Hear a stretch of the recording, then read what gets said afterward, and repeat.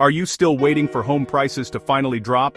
You're not alone. Millions of Americans are wondering the same thing. Every day people scroll through listings, hoping prices will fall enough to finally buy a home. But here's the truth. That big housing crash everyone's waiting for might not happen anytime soon. Or maybe not at all.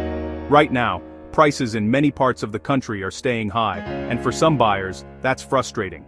Houses that used to cost $300,000 now sell for $500,000. Rent keeps going up, and mortgage rates? They're still higher than most people would like. So why aren't prices dropping, and when might they finally start to fall? That's what we're breaking down in today's video. In simple terms, you can actually understand. We'll talk about what's keeping home prices so high right now. The first signs that prices could start to fall. What experts say about what's coming next, and what this all means for you. Whether you're buying, selling, or just trying to make sense of this wild market. No confusing terms, no hype, just real facts and clear answers. Because here's the twist. Some parts of the country are already seeing prices go down, while others are still climbing. So the real question isn't just will prices drop, it's where, when, and how much. By the end of this video, you'll have a better idea of what's really going on in the US housing market. And how to prepare for what's next. Let's dive in.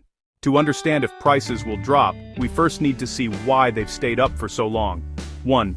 Not enough homes for sale. Supply problem. For years, there haven't been enough homes to meet demand. Even though listings are slowly going up, we're still far from the levels needed for a major drop.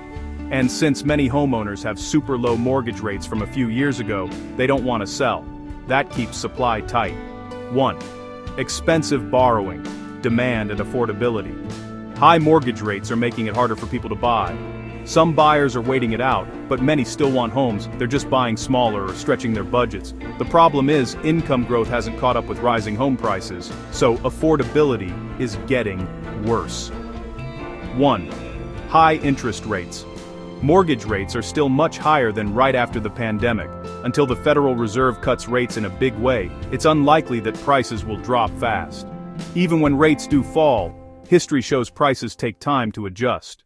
Not every city moves the same way. Some markets, like parts of the West and South, are already seeing small price drops. Meanwhile, cities in the Northeast and Midwest are still holding strong because there aren't enough homes and demand is steady. Big picture.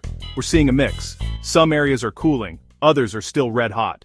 If you're wondering when prices might actually start falling, here are a few signs to watch. Homes staying on the market longer, more listings with price cuts, inventory growing faster than sales, fewer bidding wars, job losses or a slowdown in the economy. When you see several of these happening at once, that's when prices start to shift.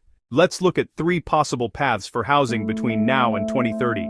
Scenario 1, slow cool down, prices flatten or rise just a little. This is the most likely outcome if rates slowly go down and inventory builds over time. Scenario 2, local declines. Some cities drop 5 to 15%, while others stay steady. This could happen in markets that grew too fast or have too many homes for sale. Scenario 3, big shock. If a recession or credit crisis hits, we could see a nationwide drop of 10 to 20%. It's possible, but unlikely based on what experts are seeing now. Most experts, like JP Morgan, Zillow and Forbes, expect prices to mostly level off, not crash. A few markets may see small drops but a nationwide collapse, not likely anytime soon. For buyers, don't wait forever for a crash that might never happen. If you can afford a home and plan to stay for a while, focus on finding value, not timing the market. For sellers, be realistic. The market isn't as crazy as it was in 2021. Price smart, offer credits, or rate buydowns if needed, and keep an eye on local trends. For investors, prepare for slower growth. Focus on solid rental demand and diversify across markets. So, will US home prices ever drop? Yes, but slowly, and mostly in certain areas.